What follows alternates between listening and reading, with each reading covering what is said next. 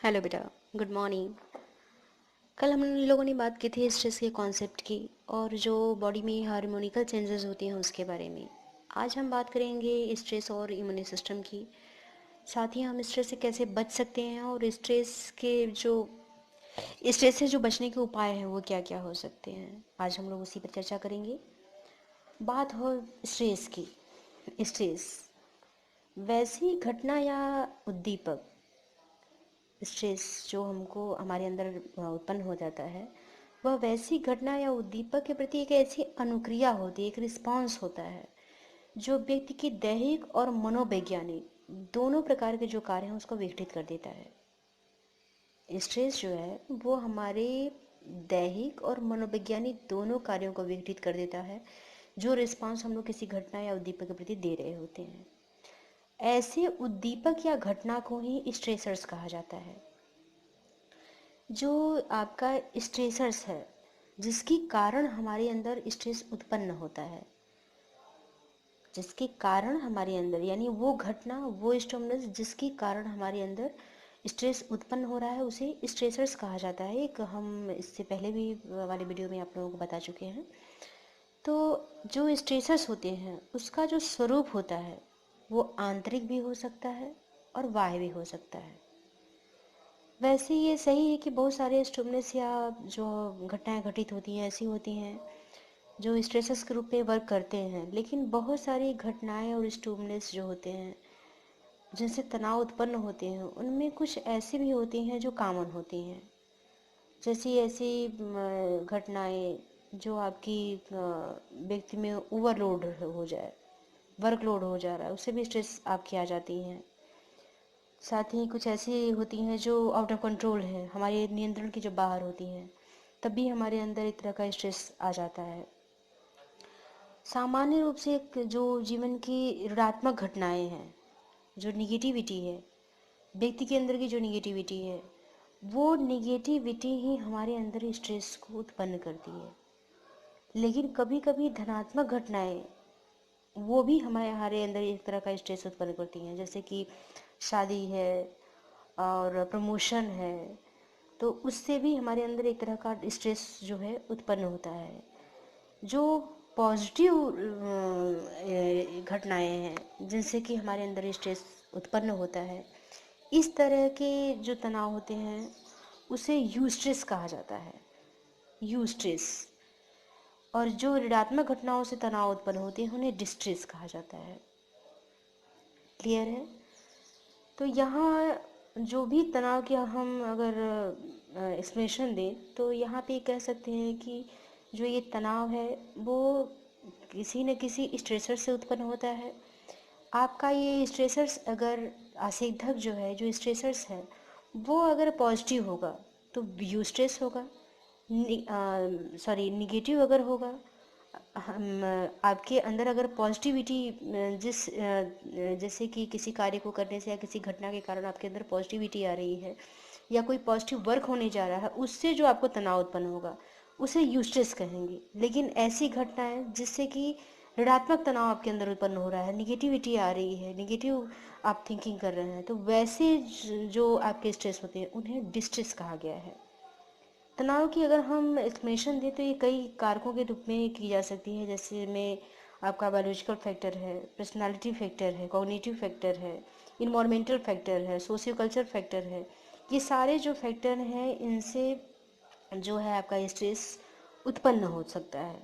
यहाँ तनाव से व्यक्ति के शरीर में कई तरह के जो होते हैं वो कहें तो बायोलॉजिकल चेंजेस होते हैं। कल मैंने इस बारे में बात भी की थी आप लोगों की, GAS की, जनरल एडाप्टेशन सिंड्रोम की मैंने बात की थी। तो यहाँ उसमें जो मैंने कहा था कि GAS जनरल एडाप्टेशन सिंड्रोम ये आपके हंस सेली द्वारा दिया गया था, जिनका मत था कि आपके जो स्ट्रेसर्स हैं, चाहे वो पॉजिटिव हो चाहे निगेटिव हो, और वो एक समान ढंग से प्रतिक्रिया करते हैं। जिसमें कि मैंने आपको बताया था कि stage of alarm reaction, stage of resistance, stage of inhibition.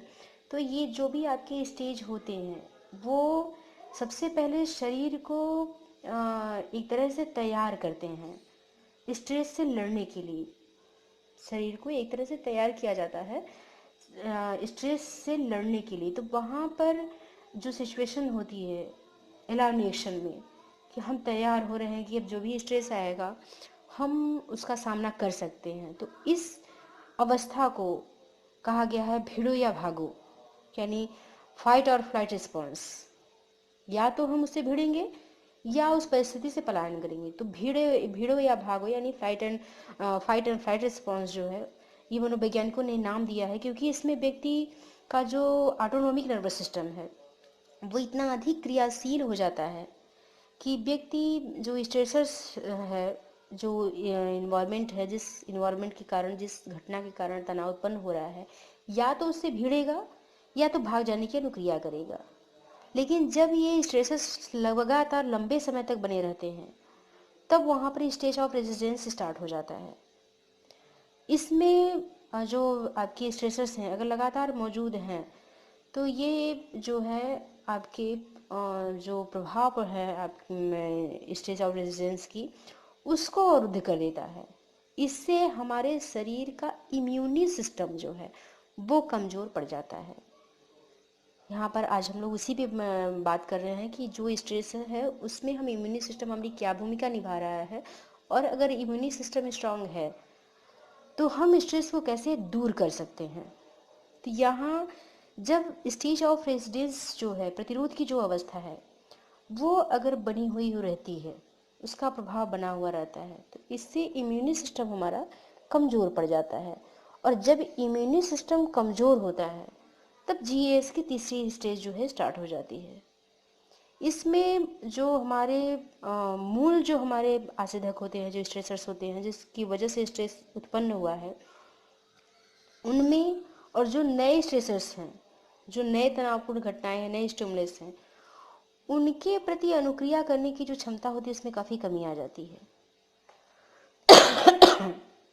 साथ ही जो प्राणी में एक्टिव रहता है प्राणी, उसमें शिथिलता बढ़ने लगती है, वो निष्क्रिय हो जाता है। जो आपकी स्ट्रेसर्स है वो हार्मोन्स के लेवल को भी काफ़ी समय तक बना रहे रहने में, अगर बना हुआ है पर्सन अगर लगातार स्ट्रेस का सामना कर रहा है, तो इससे जो हार्मोनिकल चेंजेस होते हैं बॉडी में, हार्मोन्स का सिक्रेशन होता है, अगर ये हार्मोन्स का सिक्रेशन लगातार बना हुआ है तो इससे peptic ulcer, diabetes, high BP, cancer, ये जो आपके डिजीज़ हैं इनके उत्पन्न होने की संभावनाएं बढ़ जाती हैं, और फाइनली पर्सन की जो होती है डेथ हो जाती है। तो हंस सेठी का ये कहना है कि जो हमारे स्ट्रेसर्स हैं अगर इसकी तीव्रता बढ़ गई, यानी यह इसकी तीव्रता ये निर्धारित कर देता है कि व्यक्ति के प्रति दैहिक जो क्रियाएं हैं, फिजियोलॉजिकल जो रिएक्शन है वो कितना होगा। क्लियर है। उन्होंने तनाव के दोनों के बीच, यूस्ट्रेस और डिस्ट्रेस के बीच में डिफरेंसेस को भी बताया कि पॉजिटिव होगा तो वहाँ यूस्ट्रेस होगा, धनात्मक पहलू है, वहाँ पर हम सुखदायी जो अनुभूतियाँ हैं उसकी वजह से जो तनाव उत्पन्न होता है उसे और यूस्ट्रेस कहेंगे। लेकिन जो ऐसे हैं जो दुखदाई हैं, जिनसे हमें कष्टकारक अनुभूति उत्पन्न हो रही है, उनकी वजह से हम स्ट्रेसफुल हैं, तो इसे आपका डिस्ट्रेस कहा। वैसे यहाँ बात हम लोग कर रहे थे इम्यूनी सिस्टम की, तो इम्यूनी सिस्टम को हम अगर नॉर्मली लें तो इम्यूनी सिस्टम को दो पार्ट में डिवाइड किया गया है, जन्मजात प्रतिरक्षण और विशिष्ट प्रतिरक्षण। प्रतिरक्षण तंत्र यहाँ पे इम्यूनी सिस्टम प्रतिरक्षण तंत्र कहा गया है।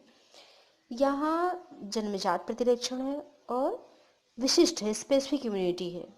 तो जो हमारे जन्मजात होते हैं, जो हमको जन्म से ही मिले हुए हैं, तो जन्मजात जो आपका इम्यूनिटी है वो व्यक्ति में जन्म से ही मौजूद होता है।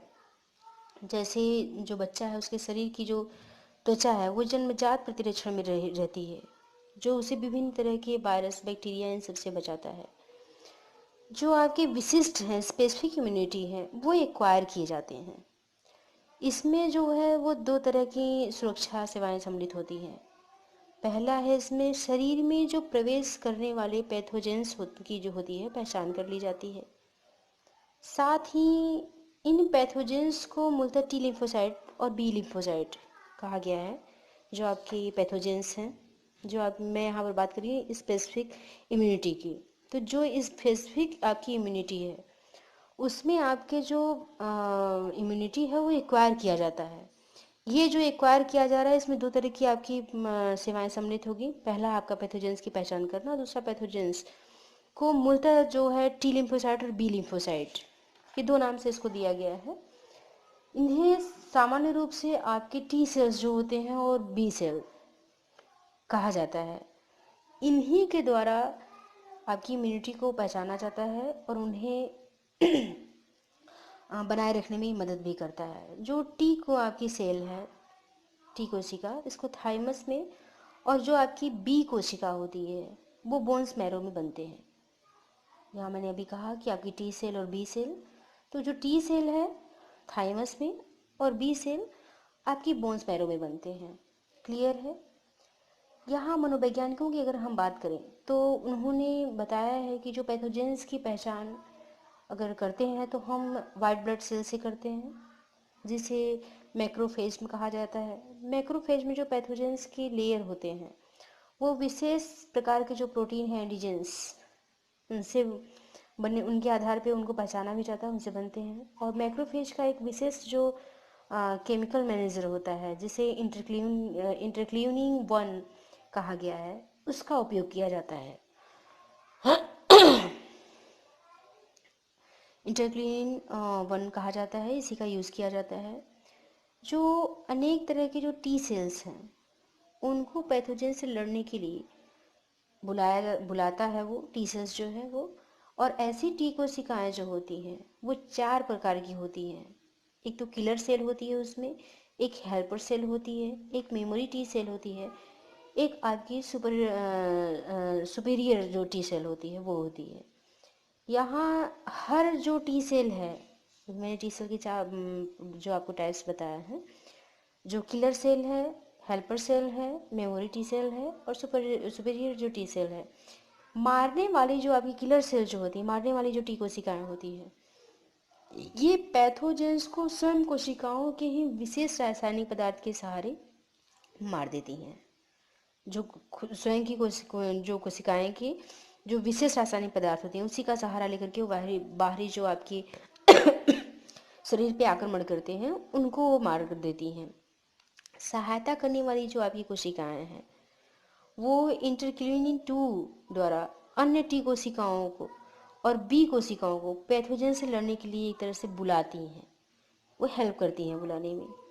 जो आपकी मेमोरी टी सेल होती हैं वो कोशिका की जो प्रतिरक्षण तंत्र है, जो इम्यूनी सिस्टम है, उनके एंटीजेंस के माध्यम से पैथोजेंस की पहचान करती हैं और पहचान करके अधिक उत्तेजित हो जाती हैं, जिससे कि आपकी जो आपकी सुपीरियर टी सेल्स होती हैं वो मारने वाली कोशिकाओं को रोक देती हैं। क्लियर हो रहा है यहाँ पे? तो यहाँ जो आपकी ये टी सेल होती हैं वो मुख्य रूप से आपकी इम्यूनी सिस्टम को बनाए रखने में मदद करती हैं और बाहर से किसी भी बैक्टीरिया या वायरस के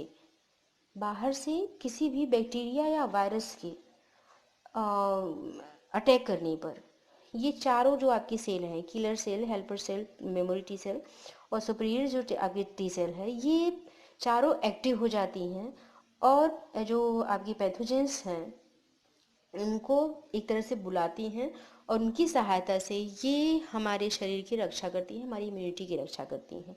ये आपकी स्पेसिफिक इम्यूनिटी जो होती है इन्हीं के द्वारा बनती है। क्लियर है? अब हम बात करेंगे साइकोलॉजिकल हार्डनेस की। साइकोलॉजिकल हार्डनेस, मनोवैज्ञानिक कठोरता। मनोवैज्ञानिक कठोरता जो है वो व्यक्ति के कहें तो व्यक्तित्व का एक फैक्टर है वो, जिसका जो संबंध है वो तनाव से होता है, स्ट्रेस से होता है। जो आपकी ये साइकोलॉजिकल हार्डनेस है, यह 3 तरह के जो साइकोलॉजिकल क्वालिटीज़ हैं उसका एक तरह का मिश्रण होता है। जो आपकी ये साइकोलॉजिकल हार्डनेस है उसमें 3 तरह की साइकोलॉजिकल क्वालिटी होती है जिसका ये मिक्स करके बनता है साइकोलॉजिकल हार्डनेस। इसमें आपका है कमिटमेंट, चैलेंजिंग, कंट्रोल, वचनबद्धता, चुनौती और नियंत्रण। ये तीनों जब मिलते हैं तो मनोवैज्ञानिक कठोरता का निर्माण करते हैं। इस पर सबसे पहला रिसर्च कोबासा 1979 द्वारा किया गया था। उन्होंने बताया, कोबासा 1979 उन्होंने बताया कि जिन व्यक्तियों में साइकोलॉजिकल हार्डनेस जो होती है काफ़ी अधिक होती है, वे अत्यधिक तनाव वाली जो परिस्थिति होती है उसमें भी स्वस्थ रहते हैं। जिनके अंदर साइकोलॉजिकल हार्डनेस अधिक होती है, ऊंचा होता है उनमें लेवल, वो अगर बहुत अधिक तनाव की भी स्थिति उत्पन्न हो जाती है तब भी वे उसमें स्वस्थ बने रहते हैं। लेकिन जिनमें साइकोलॉजिकल हार्डनेस का जो लेवल है वो नीचे होता है, कम होता है, तो जो ऐसे व्यक्ति हैं जिनके व्यक्तित्व में साइकोलॉजिकल हार्डनेस कम है, तो वो व्यक्ति कम तनाव वाली परिस्थिति में भी बीमार पड़ जाते हैं, यानी वो स्ट्रेस का सामना करने में अपने आप को असमर्थ पाते हैं। यहाँ जो आपकी कमिटमेंट है, वचनबद्धता है, उससे मतलब है व्यक्ति की उस प्रवृत्ति से जिसके द्वारा वह अपने आप को तनावग्रस्त जो परिस्थिति है उससे निपटने के लिए कुछ तरीका बनाता है या कुछ तरीका निकाल लेता है। क्लियर है। यहाँ दूसरा है आपका कंट्रोलिंग। कंट्रोलिंग जो है, कंट्रोलिंग से यहाँ मतलब है व्यक्ति कहाँ तक परिस्थिति को अपने कंट्रोल में कर पा रहा है। जो तनावपूर्ण परिस्थिति है, व्यक्ति उसको कहाँ तक अपने कंट्रोल में कर पा रहा है, इससे मतलब होता है।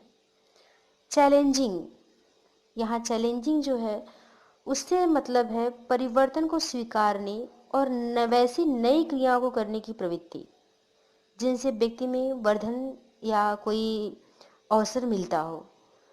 हमारे सामने जब भी कोई चुनौती आती है, कोई स्ट्रेसफुल इन्वायरमेंट या स्ट्रेसफुल प्लेस ऐसा बन जा रहा है इन्वायरमेंट, तो उस इन्वायरमेंट में हमको खुद को कंट्रोल रखना है।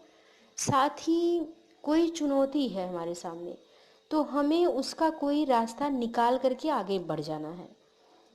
तो वहाँ पर व्यक्ति की जो ये प्रवृत्तियाँ होती हैं कि हम कुछ नया करेंगे या नई चीज़ों को हम स्वीकार कर लेंगे। किसी नई चीज़ों की वजह से, किसी नए स्टिमुलस से हमको स्ट्रेस फीलिंग हो रही है, तो हम उसे एक्सेप्ट कर लें। एक्सेप्ट करते ही आपका स्ट्रेस जो होता है वो कम हो जाता है। तो ये जो तीनों तरह की आपकी समस्याएं हैं, उससे तीनों तरह की जो आपकी साइकोलॉजिकल हार्डनेस है वो समस्याओं के समाधान में हमारी मदद करते हैं। इसीलिए जो साइकोलॉजिकल हार्डनेस से रिलेटेड जो पर्सनालिटी वाले पर्सन हो, उनमें जो समस्याएं हैं या तनाव से संबंधित जो समस्याएं हैं वो कम होती हैं, या बहुत अधिक तनाव रहने पर भी वो उसकी फीलिंग कम ही कर पाते हैं। लेकिन वैसे व्यक्ति जो काफ़ी तनावपूर्ण, कम ही तनाव आ रहा है उनके दिमाग में, कम ही समस्याएं आ रही हैं, फिर भी वो उन समस्याओं को कंट्रोल करने में असमर्थ हो जा रहे हैं, तो वहाँ पे इसका मतलब साफ है कि साइकोलॉजिकल हार्डनेस उनके अंदर कम है। वो कमिटमेंट, चैलेंजिंग और कंट्रोल, इन तीनों को अपने अंदर कम से कम बनाए हुए हैं। इस वजह से वो समस्यात्मक जो परिस्थिति है उसका सामना करने में सिर्फ इसलिए असमर्थ हैं क्योंकि वो समस्यात्मक परिस्थिति को अपने कंट्रोल में नहीं कर पा रहे हैं। साथ ही समस्यात्मक परिस्थिति के अनुकूल अपने आप को समायोजित नहीं कर पा रहे हैं। ये दोनों समस्याएं जब उनके सामने आती हैं तो वो छोटी से छोटी तनावपूर्ण परिस्थिति में भी अधिक से अधिक तनाव का अनुभव करते हैं। क्लियर हो रहा है यहाँ पे। तो यहाँ ये जो आपका तनाव है व्यक्ति के अंदर, ये जो भी आपका तनाव है उसका जो कारण है, व्यक्ति समस्यात्मक परिस्थिति से अपने आप को निकाल नहीं पा रहा है। न निकालने के कारण उनके अंदर ऐसी समस्याएं उत्पन्न हो रही हैं। अगर हम तनाव से निपटने की उपायों की बात करें, क्योंकि हर व्यक्ति जब भी उसके सामने तनाव आता है तो उससे उस तनाव को दूर करने की कोशिश करना शुरू कर देता है।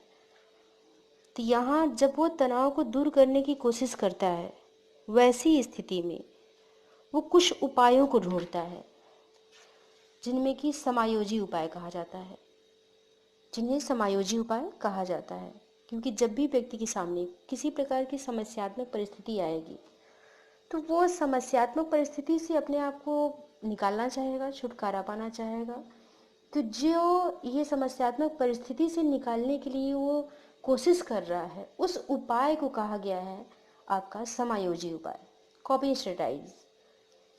यहाँ समायोजी उपाय से मतलब है वैसा उपाय जिसके माध्यम से व्यक्ति कुछ ऐसा क्रिया करता है या चिंतन करता है जिससे तनाव उत्पन्न करने वाली जो परिस्थिति है, जिससे तनाव उत्पन्न करने वाली जो परिस्थिति है उसकी गंभीरता कम हो जाए।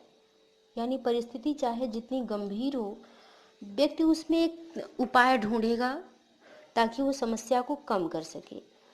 तो समस्या को कम करने के जो उपाय ढूंढ रहा है या समस्या की गंभीरता को कम करने के जो उपाय ढूंढ रहा है, इसी उपाय को कहा गया है समायोजी उपाय। ऐसे जो आपके समायोजी उपाय हैं, ये मुख्य रूप से दो पार्ट में डिवाइड किए गए हैं। उसमें आपके जो पहला समायोजी उपाय है वो समस्या केंद्रित समायोजी उपाय है आपका, प्रॉब्लम फोकस कॉपिंग टेक्निक्स, और दूसरा है आपका संवेग केंद्रित समायोजी प्रविधि या इमोशन फोकस्ड कॉपिंग टेक्निक। क्लियर हो रहा है यहाँ पे? तो यहाँ पर जो आपकी समस्या संबंधित या प्रॉब्लम फोकस कॉपिंग टेक्निक्स जो है आपकी, यह एक ऐसी प्रविधि है, एक ऐसी टेक्निक है जो डायरेक्ट होती है। ये एक ऐसी टेक्निक है जो डायरेक्ट होती है। इसमें व्यक्ति तनाव के स्रोत, जहाँ से तनाव की उत्पत्ति हो रही हो, जहाँ से तनाव उत्पन्न हो रहा है, जहाँ से तनाव आ रहा है, उसी स्रोत को ही कम कर देता है। यानी जहाँ से, जिस एनवायरनमेंट से तनाव की उत्पत्ति हो रही है, उसी स्रोत को कम कर देता है, या उस इन्वायरमेंट में इस प्रकार का वो परिवर्तन लाता है, ऐसी चेंजिंग कर देता है जिससे जो आपकी तनाव है उसकी गंभीरता अपने आप कम हो जाती है। क्लियर हो रहा है यहाँ? क्योंकि ये प्रॉब्लम फोकस्ड है, समस्या को ही परिवर्तित कर देना या समस्यात्मक परिस्थिति को परिवर्तित कर देना। तो समस्या को हम कम करेंगे या समस्यात्मक परिस्थिति को कम करेंगे, दोनों स्थिति में तनाव अपने आप कम होगा। अगर तनाव पूर्ण रूप से कम नहीं होगा तब भी तनाव की जो गंभीरता है वो कम हो जाएगी। यह आपका जो चेंजेबल जो सिचुएशन है जिसमें आपके तनाव में परिवर्तन हुआ है, ये काफ़ी लाभकारी होता है। किसके लिए? व्यक्ति के लिए। तो यहाँ समस्या केंद्रित जो आपकी समायोजी उपाय है या जो समायोजित टेक्निक है, कॉपिंग टेक्निक्स है, ये आपकी जो तनाव है उसको कम करता है या तनाव से संबंधित जो आपकी परिस्थिति है उसमें परिवर्तन कर देता है। तो जो व्यक्ति अपने समस्यात्मक परिस्थिति में या तनावपूर्ण परिस्थिति में परिवर्तन कर देता है, तो उससे ये परिवर्तन जो है उसको लाभ देता है और तनाव की गंभीरता को कम कर देता है। जो आपकी इमोशंस फोकस का जो कॉपिंग टेक्निक्स है, संवेग केंद्रित समायोजी उपाय, इसमें जो व्यक्ति है वो स्ट्रेसर्स के, जो आपके आसेधक है, स्ट्रेसर्स है, जो इन्वायरमेंट या जो स्टिमुलस व्यक्ति के अंदर तनाव उत्पन्न कर रहा है, उसके जो आपकी इमोशनल इम्पैक्ट है उसको कम करने की कोशिश करता है। जो आपके स्ट्रेसर्स हैं या स्टिमुलस हैं उसके इमोशनल इम्पैक्ट को कम करने की कोशिश करता है। जैसे यदि किसी व्यक्ति की नौकरी छूट गई तो ये सोच सकता है कि यह कोई गंभीर बात नहीं है, बल्कि उसे एक ऐसा मौका मिला है जिसके माध्यम से एक नई नौकरी या जिसका वेतन और इससे ज़्यादा अच्छा हो उसको वो ढूंढ सकता है। तो यहाँ पर उसने अपने इमोशंस को चेंज किया है, संवेगात्मकता उसने चेंज कर दी है। वो ये नहीं सोच रहा है कि नौकरी छूट गई तो क्या अब क्या होगा, उसने ये सोचा कि छूट गई तो अब इससे अच्छा और इससे अच्छी वेतन की जॉब हमको मिल सकती है। तो यहाँ पर उसने अपने इमोशंस में चेंज किया। तो इमोशंस में चेंज करने से जो आपका इफ़ेक्ट है स्ट्रेस का वो कम होने लगेगा, क्योंकि अब यहाँ पर वो जो इमोशंस फोकस कॉपिंग टेक्निक है उसको यूज कर रहा है। वो अपने इमोशंस में चेंजेस ला रहा है, वो पॉजिटिव थिंकिंग कर रहा है। तो वहाँ वही ये सोच रहा है कि इससे अच्छा मिल सकता है। तो इससे अच्छा मिलने का मतलब कि इमोशंस में उसने परिवर्तन किया, पॉजिटिव थिंकिंग की, और इस पॉजिटिव थिंकिंग से इमोशन में चेंजेस आएंगे। इस इस इमोशंस में जो उसके चेंजेस आ रहे हैं, इससे उसका जो स्ट्रेस है वो कम होगा। और साथ ही अगर बहुत कुछ नहीं तो उस स्ट्रेस की जो गंभीरता है वो काफ़ी कम हो जाएगी। तो ये एक तरह का आपका इमोशन फोकस्ड हो गया। इसका आपका एग्जांपल मैंने दिया है।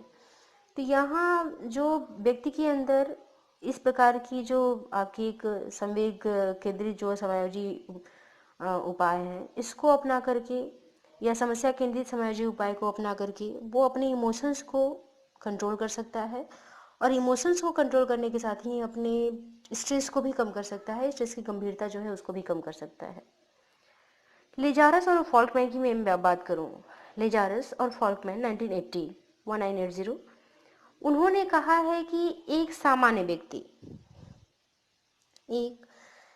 व्यक्ति जो है वो प्रॉब्लम फोकस कॉपिंग टेक्निक और इमोशन फोकस कॉपिंग टेक्निक दोनों को, प्रॉब्लम फोकस और इमोशन फोकस जो कॉपिंग टेक्निक्स है, इन दोनों उपायों का यूज़ करता है तनाव को कम करने के लिए, अकॉर्डिंग टू लेजारस।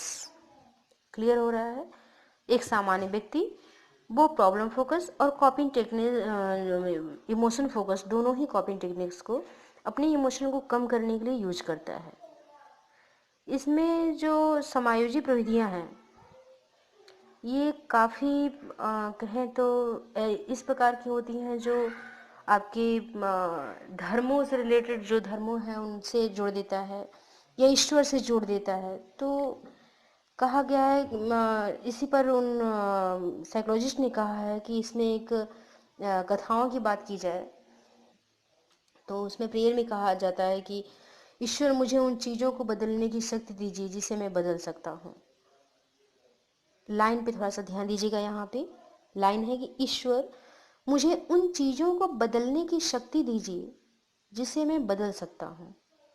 तो ये जो लाइन है वो शो कर रही है प्रॉब्लम फोकस कॉपिंग टेक्निक्स को, क्योंकि मैं उसे बदल सकता हूँ, बदलने की शक्ति दीजिए। समस्यात्मक परिस्थिति को बदलने की शक्ति दीजिए, मैं उसे बदल सकता हूँ। साथ ही वहाँ पर आपकी आगे क्या कहा गया है, उन चीज़ों को स्वीकार करने की भी शक्ति दीजिए जिसे मैं बदल नहीं सकता हूँ। यहाँ थोड़ा सा आपको कंसंट्रेट होकर सुनना होगा। उन चीज़ों को स्वीकारने की भी शक्ति दीजिए जिसे मैं बदल नहीं सकता हूँ। ये जो लाइन है फोकस कर रही है इमोशनल फोकस कॉपिंग टेक्निक्स पे, क्योंकि स्वीकार करना है मुझे। तो यहाँ जिन चीज़ों को हम बदल नहीं सकते हम उसे स्वीकार कर लें। तो स्वीकार कर रहे हैं तो यहाँ हमारा इमोशंस वर्क कर रहा है। तो उन चीज़ों को स्वीकार करने की शक्ति दीजिए जिसे मैं बदल नहीं सकता हूँ। यहाँ दोनों के बीच का जो डिफरेंसेस है वो क्लियर हो जा रहा है। आपकी प्रॉब्लम फोकस जो कॉपिंग टेक्निक्स है और जो आपकी इमोशन फोकस कॉपिंग टेक्निक्स है, दोनों के जो डिफरेंसेस हैं वो क्लियर हो जा रहा है। ईश्वर मुझे उन चीज़ों को बदलने की शक्ति दीजिए जिससे मैं बदल सकता हूँ। तो यहाँ पर समस्याओं को परिवर्तित करने की बात की गई है, क्योंकि हम समस्याओं को परिवर्तित कर सकते हैं तो उसकी शक्ति ईश्वर हमें दीजिए। तो यहाँ ये जो लाइन बोली गई है ये प्रॉब्लम फोकस कॉपिंग टेक्निक्स है, लेकिन जहाँ ये कहा गया है कि उन चीज़ों को स्वीकार करने की भी शक्ति दीजिए जिसे मैं बदल नहीं सकता, तो यहाँ आपकी इमोशन फोकस्ड हो गए। तो जो भी पर्सन आपका नॉर्मल है, सामान्य व्यक्ति है, वो अपनी समस्या को कम करने में, अपने तनाव को कम करने में, तनाव से बचने के लिए जो समायोजी उपाय वो अपनाता है उसमें ये दोनों समायोजी उपाय, प्रॉब्लम फोकस्ड और इमोशन फोकस्ड, दोनों कॉपिंग टेक्निक्स को जो यूज करता है। ये जो आपका प्रॉब्लम फोकस्ड कॉपिंग टेक्निक्स है, ये जो है आमने सामने का जो समायोजी व्यवहार है, सामाजिक समर्थन है और योजनाबद्ध तरीके से समाधान करने का जो तरीका है, इन सबको इसमें सम्मिलित किया जाता है। यहाँ आमने सामने का जो समायोजी व्यवहार है उसमें व्यक्ति समस्या के आमने सामने खड़ा होकर के उसका मुकाबला करता है या उससे निपटने की कोशिश करता है। समस्या व्यक्ति के सामने है, समस्यात्मक परिस्थिति व्यक्ति के सामने होती है, व्यक्ति डायरेक्टली उसका सामना करता है समस्या का। सामाजिक समर्थन जो है उसमें जो है व्यक्ति अपनी परिस्थितियों से अन्य लोगों से जो मदद हो सकता है, सामूहिक समर्थन लेकर के तनाव को कम करने की कोशिश करता है। तो यहाँ वो सोसाइटी को देखता है, सोसाइटी के अकॉर्डिंग डिसीजन लेता है, यानी और भी लोगों के साथ क्या ऐसी समस्यात्मक परिस्थितियाँ आई थी, अगर ऐसी समस्यात्मक परिस्थितियाँ थी तो उन्होंने क्या किया। हम कोई ऐसा कार्य नहीं करें जहाँ पे हमको सोशल सपोर्ट ना मिले, तो वहाँ वो सोशल सपोर्ट को देखते हुए अपनी परिस्थिति में परिवर्तन करने की कोशिश करता है। एक तरह का इमोशनल सपोर्ट होता है जिससे वो तनाव को कम करने की कोशिश करता है। जहाँ हम यहाँ अगर योजनाबद्धता की बात करें तो योजनाबद्ध समस्या जो है वो समस्या के समाधान में व्यक्ति जो है वो तनाव उत्पन्न करने वाली जो परिस्थिति होती है, जो समस्या होती है, उसके लिए एक तरह की प्लानिंग करता है। व्यक्ति के सामने जब भी कोई समस्या उत्पन्न होती है तो उस समस्या के समाधान के लिए, अपने तनाव को कम करने के लिए वो एक प्लानिंग करता है और उसी प्लानिंग के अनुरूप वो व्यवहार करता है ताकि समस्या का समाधान हो सके। ये सारी क्रियाएं जो हैं आपकी प्रॉब्लम फोकस कॉपिंग टेक्निक्स में ही होती हैं। ठीक है, आगे हम बात करें अगर इमोशनल फोकस कॉपिंग टेक्निक्स की, तो इसमें कुछ व्यवहारात्मक उपाय जैसे तनाव को कम करने के लिए सिगरेट लेना शुरू कर दी, अल्कोहल लेना शुरू कर दी, साथ ही चेतन या अचेतन स्तर पे कुछ संज्ञानात्मक उपायों को सम्मिलित कर ली, तो ये आपकी इमोशनल फोकस कॉपिंग टेक्निक्स होती है। चेतन स्तर पर व्यक्ति घटना या जो आपके स्ट्रेसर्स होते हैं उनका बार बार मूल्यांकन करता है और बार बार उसी चीज़ के बारे में सोच करके वो तनाव को कम करने की कोशिश करता है। आपने भी नोटिस किया होगा कि जब आपको किसी बहुत बड़ी समस्या आपके सामने आती है तो बार बार उस समस्याओं को जब हम रिपीट करने लगते हैं तो वो हल्की लगने लगती है, लेकिन अचानक जब कोई समस्या सामने आती है तो वो बहुत बड़ी समस्या समझ में आती है। तो ये चेतन स्तर पे जब हम बार बार उसका मूल्यांकन करते हैं तो उससे तनाव में कमी आती है। अचेतन स्तर पे हम कई तरह के जो आपके डिफेंस मैकेनिज्म हैं उसका यूज कर लेते हैं। तो डिफेंस मैकेनिज्म का जब हम यूज करते हैं, हाँ, ये आपके लिए थोड़ा सा, अगर रेगुलरली पर्सन के सामने अगर समस्याएं उत्पन्न हो रही हैं और रेगुलर वो डिफेंस मैकेनिज्म का ही सहारा ले रहा है तो वहाँ एबनॉर्मलिटी की सिचुएशन आने की संभावनाएं बन जाती हैं। लेकिन अगर इसे बस कभी कभी यूज किया जा रहा है तो ये तनाव को कम करने में मदद करती हैं। ये जो आपके दोनों समायोजी प्रविधियां हैं, आपकी समस्या केंद्रित और समय केंद्रित, ये दोनों जो समायोजी प्रविधियां हैं इसे ही अग्रलक्ष्य समायोजी प्रविधि कहा गया है।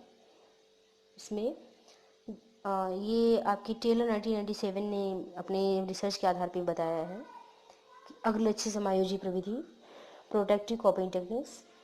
तो यहाँ ये जो आपकी प्रोटेक्टिव कॉपिंग टेक्निक्स है इसमें जो व्यक्ति है वो संभावित तनावपूर्ण परिस्थिति से बचने के लिए कुछ ऐसा प्रयास करता है, जो संभावित तनावपूर्ण परिस्थिति है उससे बचने के लिए कुछ ऐसा प्रयास करता है कि उस परिस्थिति से जो उत्पन्न होने के पहले ही, उस परिस्थिति से उत्पन्न होने की पहले ही, ताकि तनाव से बचा जा सके। यानी यहाँ जो प्रोटेक्टिव कॉपिंग टेक्निक्स है इसमें पर्सन समस्या आने से पहले ही प्रिपेयर रहता है, वो पहले से ही तैयार रहता है कि ऐसी कोई परिस्थिति यदि मेरे सामने आई तो हम उस परिस्थिति का मुकाबला कर सकेंगे। इसीलिए इसे अग्रलक्ष्य समायोजी प्रविधि कहा गया है। यह जो टेक्निक है उस समय ज़्यादा लाभकारी होती है जब व्यक्ति तनाव उत्पन्न करने वाला संभावित घटना या अनुमान का पहले से ही एक तरह से पता लगा लेता है कि अब तनाव उत्पन्न होने वाला है, यानी ऐसी समस्या जो उसको पहले से ही ये फील होती है कि अब ऐसी समस्या आएगी ज़रूर या आने की संभावना है। तो जब ऐसी चीज़ें व्यक्ति के अंदर पहले से ही पता होती हैं, पहले से ही उसे पता होता है कि ऐसी समस्याएं आएंगी, तब वो उन समस्याओं से बचने के लिए पहले से ही प्रोटेक्टिव कॉपिंग टेक्निक्स यूज कर लेता है। क्लियर हो रहा है? यहाँ एक तरह से हम अगर स्ट्रेस मैनेजमेंट की बात करें तो उसमें जो स्ट्रेस मैनेजमेंट है उसमें व्यक्ति को तनाव की गंभीरता को कम करने का एक तरह से कहें तो प्रशिक्षण दिया जाता है। उसे इसके लिए दिन बताई जाती है कि कैसे हम अपने स्ट्रेस को कम कर सकते हैं। इसमें मैक्सिमम आपकी बिहेवियरल टेक्निक्स, कॉग्निटिव जो टेक्निक्स है उनको रखा जाता है। बिहेवियरल टेक्निक्स में व्यक्ति जो है वो कुछ विशेष प्रकार के व्यवहार करके अपना तनाव दूर करने का प्रयास करता है, जिसमें आपका टाइम मैनेजमेंट है। इसमें व्यक्ति अपने समय को क्रमबद्ध तरीके से एक सूची तैयार करता है। उसी के अनुसार वो प्रतिदिन जो किए जाने वाले कार्य हैं उन्हीं के अनुरूप जो वो कार्य कर रहा है सीक्वेंस में रखता है, यानी पर डे जो भी वो कार्य करने वाला है उसकी एक तरह की क्रमबद्ध सूची बना लेता है और उसी सूची के अनुसार उसी टाइम टेबल के अकॉर्डिंग वो अपना जो कार्य है वो करता है। इससे फ़ायदा ये होता है कि जो व्यक्ति है उसके समय का जो यूज है वो अच्छे तरीके से हो जाता है और व्यक्ति अपने उन व्यवहारों से जो अपने आप को ज़्यादा उसको परेशान कर रहे थे उन व्यवहारों को वो छोड़ देता है। संज्ञानात्मक जो आपकी टेक्निक है, कॉग्निटिव टेक्निक है, उसमें व्यक्ति जो है स्ट्रेसर्स के जो निगेटिव मूल्यांकन करता है, धनात्मक या ऋणात्मक जो भी मूल्यांकन कर रहा है उसके द्वारा वो तनाव को कम कर लेता है। जो आपकी कॉग्निटिव टेक्निक्स है इसमें व्यक्ति जो मेजरमेंट कर रहा है, एसेस कर रहा है, मूल्यांकन कर रहा है, वो अपने मूल्यांकन की जो प्रविधि है उसी में परिवर्तन कर देता है। कहने का अर्थ है कि वो जो तनाव उत्पन्न करने वाली घटना है या परिस्थिति है उसको वो पूर्ण रूप से बदल करके देखता ही है, जिससे एक तरह से उसमें तनाव कम हो जाता है। यहाँ पर वो किसी कई प्रकार के जो डिफेंस मैकेनिज्म है, जैसे आपका यौक्तिकीकरण है, दमन है, प्रोजेक्शन है, डेनियल है, तो इन सब चीज़ों को यूज़ करके इन सब जो आपके ईगो डिफेंस मैकेनिज्म है उनका यूज़ करके वो तनाव को कम करने की कोशिश करता है। इसके अतिरिक्त जो आपकी प्रविधियाँ दी गई हैं, ये आपकी समस्या केंद्रित जो समायोजित प्रविधि है या अन्य जो आपकी इमोशंस रिलेटेड जो आपकी समायोजित प्रविधि है, इसके अलावा भी कुछ ऐसी प्रविधियाँ हैं जिनमें आपकी दैहिक समायोजित प्रविधियाँ मुख्य कही जाएंगी, जिनसे आपके जो स्ट्रेस है उनको कम किया जा सकता है। यहाँ दैविक जो आपकी समायोजित प्रविधि है वो व्यक्ति की जो क्रमिक विश्रांति की अवस्था है उसको उत्पन्न करके ये एक तरह का ट्रीटमेंट आपका कहा गया है जो स्ट्रेस मैनेजमेंट से रिलेटेड होती है, जिसे कि स्ट्रेस इनोकुलेशन थेरेपी कहा गया है। तो यहाँ एवर्जनेस टेक्निक जो है जिसमें कि स्ट्रेस इनोकुलेशन थेरेपी दी जाती है, इससे जो है आपके स्ट्रेस का मैनेजमेंट हो जाता है और स्ट्रेस काफ़ी कम किया जा सकता है। तो यहाँ फिजियोलॉजिकल कॉपिंग टेक्निक्स जो है इससे जो आपके स्ट्रेस कम करने की बात कही गई है, इसमें आपकी जो व्यक्ति है उसे प्रोग्रेसिव रिलैक्सेशन दिया जाता है। अब आप कहेंगे प्रोग्रेसिव रिलैक्सेशन क्या होता है? तो इसमें सबसे पहले जो व्यक्ति है उसकी मांसपेशियों को का जो कड़ापन है वो दूर किया जाता है तथा तनाव में उत्पन्न जो अन्य दैहिक क्रियाएं होती हैं, जैसे कि आपकी हार्ट बीट है, मुंह का सूखापन है, पेट की निष्क्रियता है, इन सब को दूर करने का प्रयास किया जाता है और मेडिटेशन करने की एक तरह से स्किल सिखाई जाती है, आदत दी जाती है। तो इससे जो आपका तनाव कम होता है या कहे तनाव कम काफ़ी हो जाता है और बोले तो तनाव की गंभीरता काफ़ी कम हो जाती है। तो इससे आपकी जो स्ट्रेस है वो मैनेज हो जाते हैं, मैनेजमेंट उसका हो जाता है। और साथ ही हम स्ट्रेस जो इन्यूक्लेशन थेरेपी, इसी को इन्यूक्लेशन थेरेपी भी कहा गया है, इसमें हम स्टेप बाय स्टेप पर्सन को पहले रिलैक्सेशन की कंडीशन में ले जाते हैं। ले जाने के बाद उसके शरीर को एक बार कड़ा, फिर नॉर्मल, फिर कड़ा, फिर नॉर्मल, ऐसे करके स्टेप बाय स्टेप कराए जाते हैं। शरीर को बिल्कुल ढीला छोड़ने की कोशिश की जाती है और उस समय जो पर्सन है उसे एक एक एक एक सीक्वेंस में करके जो स्ट्रेसफुल कोई वर्ड्स होती हैं उसको दिए जाते हैं ताकि पर्सन उसके साथ खुद को एडजस्ट कर सके और स्ट्रेस के साथ मैनेजमेंट बनाए रखे। इससे जो होता है कि पर्सन में स्ट्रेस को सहन करने की जो क्षमता होती है वो आने लगती है, और पर्सन मेंटली कुछ स्ट्रांग हो जाता है, जिससे कि वो छोटी छोटी जो तनावपूर्ण परिस्थितियां हैं उनसे घबराता नहीं है। कभी कभी जो आपका स्ट्रेस है इसमें बायोफीडबैक का भी यूज़ किया जाता है, जिससे कि स्ट्रेस को कम किया जा सके। क्लियर है?